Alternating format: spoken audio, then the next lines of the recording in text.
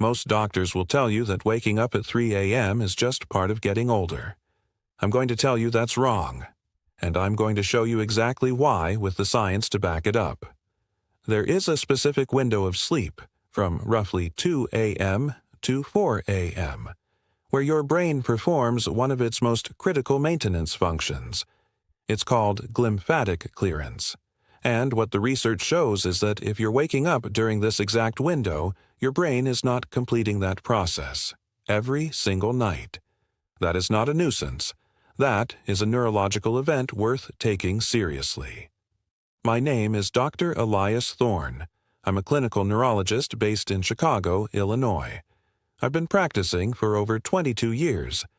In that time, I have evaluated more than 3,400 patients over the age of 60 for cognitive complaints, and I can tell you that the single most underestimated risk factor I see is disrupted sleep in that critical early morning window.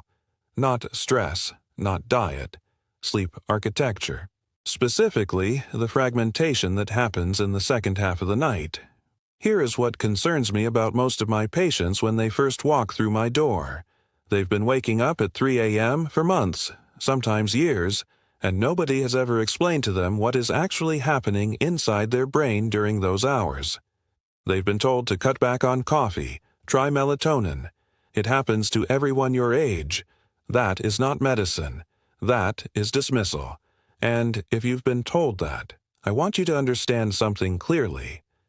You deserve better information than that. Because here's the truth. Sleep disruption in adults over 60 is not random. It has 5 specific biological mechanisms driving it. And when you understand what those mechanisms are, you stop guessing and you start addressing the actual problem.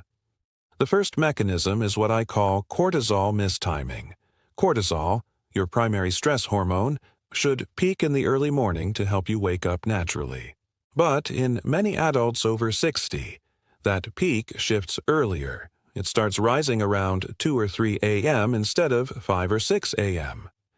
A 2019 study published in the Journal of Clinical Endocrinology found that circadian rhythm displacement in older adults directly correlates with premature cortisol surges. Your body is essentially sounding an alarm 3 hours before it should. The result is that you snap awake with your heart slightly elevated, your mind already racing, and no ability to fall back to sleep. That is not insomnia. That is a hormonal timing problem. The second mechanism is adenosine depletion. Adenosine is the compound that builds up in your brain throughout the day and creates sleep pressure, that heavy, tired feeling.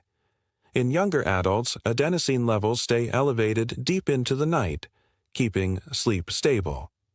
Research from the University of Wisconsin Sleep Center showed that adenosine accumulation slows significantly with age. By your late 60s and 70s, your brain is simply generating less sleep drive to sustain the second half of the night. You fall asleep, fine. You just cannot stay asleep, because the chemical pressure holding you there has already been spent. The third mechanism is GABA receptor downregulation. GABA is your brain's primary inhibitory neurotransmitter. It quiets neural activity. It keeps the brain in a state where sleep can be maintained. But chronic low-grade neuroinflammation, which increases measurably after age 55, begins to reduce GABA receptor sensitivity. A landmark study from the National Institute on Aging showed that adults with elevated inflammatory markers had significantly reduced slow-wave sleep and more frequent nighttime awakenings. Your brain is too activated to stay in deep sleep, because the system that suppresses that activity has been worn down. The fourth mechanism, and this one surprises most of my patients, is gut-brain axis disruption. Your gut produces approximately 90% of your body's serotonin. Serotonin is a direct precursor to melatonin. If your gut microbiome is imbalanced, your serotonin production is compromised. And if serotonin is compromised, melatonin cannot be synthesized in the amounts your brain needs to anchor sleep architecture in the second half of the night. A 2021 paper in Nature Reviews Neuroscience called this the gut-sleep connection and described it as a primary driver of age-related sleep fragmentation. Nobody talks about this in the context of 3 a.m. waking, but it is one of the most biochemically logical explanations we have. The fifth mechanism is magnesium depletion. This is the one I consider most clinically significant because it affects all the others. Magnesium is a cofactor in over 300 enzymatic processes in the body, including the regulation of GABA receptors, cortisol rhythm, and neurotransmitter synthesis. Studies show that up to 68% of adults in the United States are consuming below the recommended daily intake of magnesium. And here is the critical part: magnesium absorption decreases with age, while urinary excretion increases. So even if your diet hasn't changed, you are likely in a state of subclinical magnesium deficiency that is directly undermining your sleep architecture. And nobody has tested you for it. Now I want to pause here for a moment. If what I've just described sounds like your life, if you are waking between 2 and 4 a.m., lying there with your mind running, feeling exhausted in the morning despite going to bed early, then I want you to look at the pinned comment below this video right now. I've left specific information there about what to look for and where to start. Do not wait until the end of the video. Check it now, then come back. These 5 mechanisms do not operate in isolation. They compound each other. Magnesium deficiency worsens GABA function. GABA dysfunction amplifies cortisol mistiming. Cortisol mistiming depletes adenosine faster. And poor gut health reduces the serotonin your brain needs to produce melatonin. This is why taking melatonin alone rarely solves the problem. You are addressing the last step of a cascade, while ignoring everything upstream. What the research now points to is a targeted multi-compound approach, not a sedative, not a pharmaceutical sleep aid, which, I'll note, has been shown in multiple studies to suppress the deep sleep stages rather than restore them. What the evidence supports is nutritional support for the biological mechanisms I've described, specifically magnesium glycinate for GABA modulation and cortisol rhythm, L-theanine for neural inhibition, specific B vitamin cofactors for neurotransmitter synthesis, and adaptogenic compounds shown to support the gut-brain serotonin pathway. The research behind what I explained today converges on one point. I found a formulation that combines exactly these compounds. The link is in the pinned comment. I want to tell you about a few of my patients because the clinical picture only goes so far. Robert, 69, from Texas, came to me after waking at 3 a.m. almost every night for 2 years. He'd tried every over-the-counter sleep product available. Nothing worked beyond the first few nights. What he hadn't addressed was the magnesium-GABA connection. Within 3 weeks of supporting that pathway, he reported sleeping through to 5:30 a.m. consistently. He told me, and I remember this exactly, I didn't realize how impaired I was until I wasn't anymore. Bill, 73, from Ohio, was skeptical. He told me his problem was just anxiety.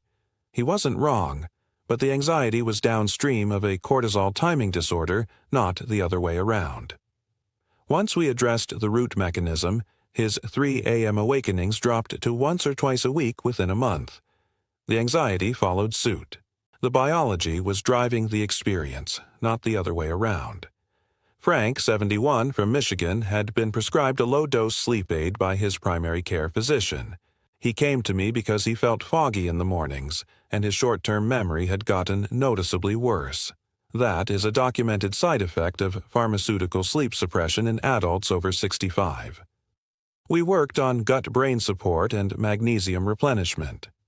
He described the difference as getting his mind back. His words, not mine.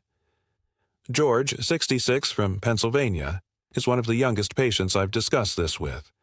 He was convinced that waking at 3 a.m. was just stress from work, but the pattern was too consistent. Same window every night regardless of what his day had looked like. Classic adenosine depletion profile combined with early cortisol surge. He was resistant to the idea that nutrition could affect sleep architecture. He came around when the data from his own experience matched the mechanism I'd described. He now sleeps through the night more often than not. Here is what I want you to take from this video. Waking at 3 a.m. is not your personality. It is not just your age. It is a biological signal, and signals have sources. The 5 mechanisms I described today are well documented, well researched, and critically underaddressed in routine clinical care. You are not broken. You are simply operating with depleted resources that your brain desperately needs to do its job while you sleep. Your brain does not rest during sleep. It works. It clears waste. It consolidates memory. It repairs. And if you are waking up during the window when that work is most critical, you are not giving your brain the chance to protect itself. Over time, that is not a small thing. The research on sleep fragmentation and long-term cognitive health is clear enough that I do not feel comfortable minimizing it. Look at the pinned comment below this video. I left everything there, what I look for clinically, and what I found that addresses these mechanisms directly. This is not a commercial. It is what I would tell a family member. Check the pinned comment, apply what you've learned today, and take your brain's nighttime work seriously. Because I promise you, it is taking your health seriously, whether you're awake for it or not.